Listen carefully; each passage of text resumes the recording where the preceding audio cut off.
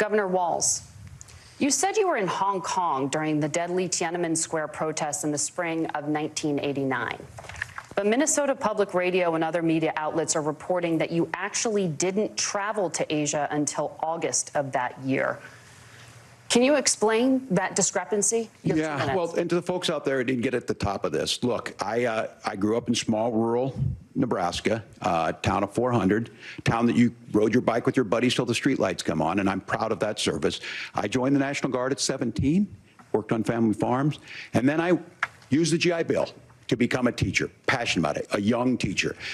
My first year out, I got the opportunity in the summer of '89 to travel to China. 35 years ago, be able to do that. I came back home and then started a program to take young people there. We would take basketball teams, we would take baseball teams, we would take dancers, and we would go back and forth to China. The issue for that was to try and learn. Now look, my community knows who I am. They saw where I was at.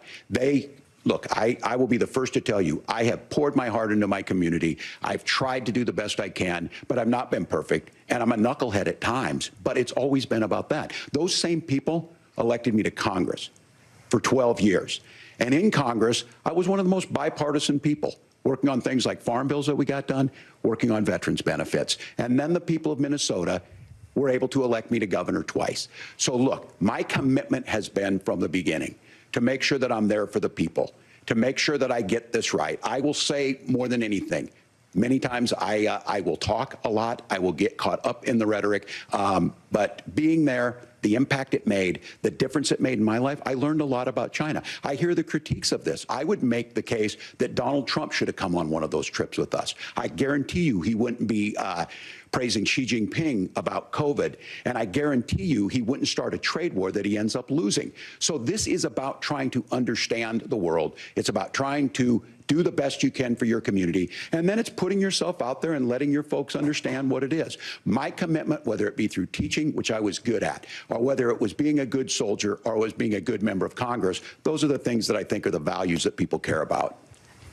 Governor, just to follow up on that, the question was, can you explain the discrepancy? All I said on this was I got there that summer and misspoke on this. So I will just, that's what I've said.